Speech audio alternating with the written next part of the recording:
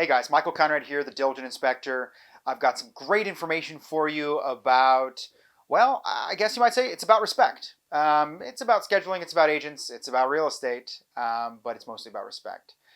However, I did just shoot it with the wrong auto white balance, so everything looks a little funny. Anyways, stay tuned, check it out.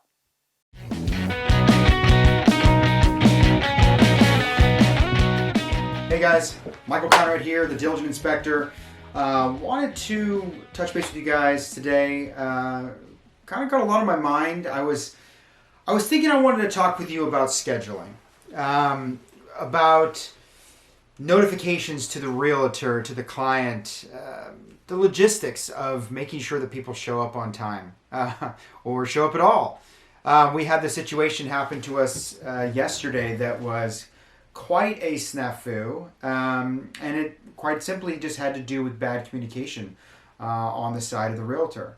But it has led me to thinking about a bigger topic that I think is super relevant to every one of us. And honestly, that's of relevance and respect.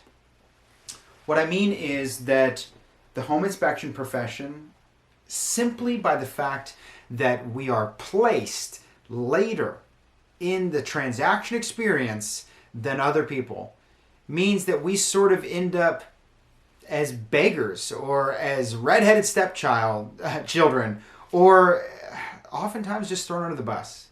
We don't get no respect, sort of a thing. I don't know. It's funny.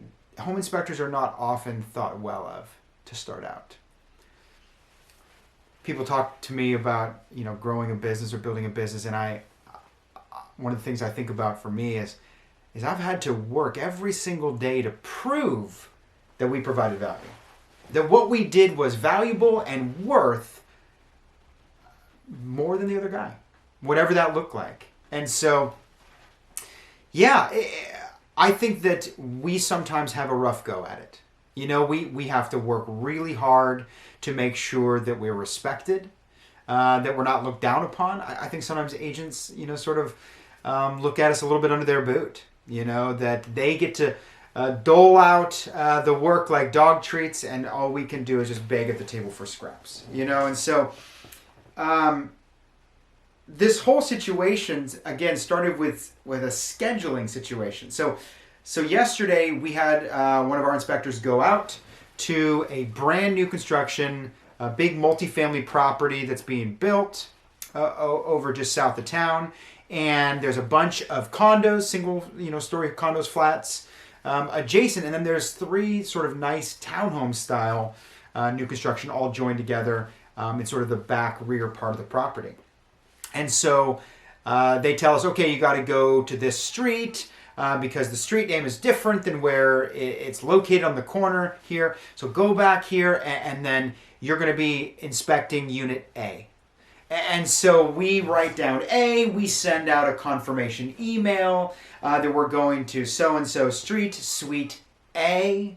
And the client gets it, the agent gets it, everyone gets this email, and everyone has been well acquainted with where we're going. So we go out there, and we're inspecting, and the real estate agent shows up, and she says, stop, you're at the wrong unit. You got to do this other unit on this other side. And we said, well, it says A right here on the door. And she says, well, that's wrong, because this is C, not A. You got to stop what you're doing right away and go down here and do this other one, which says C on it. Sidebar. The real estate agent should not be directing you. You should have a sense of what you're doing, and you should either, if you work for a company, you should be going back to your office, or if you're working for the client, you should maybe go back to the client. But sometimes the agent gets in this idea that they're that they're running the show, and they sort of do sometimes, and that's sort of an unfortunate reality that we live with. But so my guy goes immediately, just stops what he's doing 3/4 of the way through the inspection, and goes down to this other one, and starts inspecting it. And then we speak to the office, and we're like, we don't have time to do this. And so he peels off and goes to a different job. And this agent gets all in a kerfuffle about the situation. Well, I told you guys that it was the one closest to the corner with the bushes. And it's like, you said it was A. You had the confirmation email. You had the confirmation text message. You had the time where you spoke to us on the phone. Did it not, matter that you didn't know which property it was? And so she says it's not her fault. And so I have an option. I have an opportunity. I can be a jerk. I can press the issue. I don't have a product to withhold because we haven't even inspected the right property yet. She actually tries to reach out to another agent who has the one under contract that we did inspect and tries to sell the inspection to her, which we were like, okay, we will take it from here.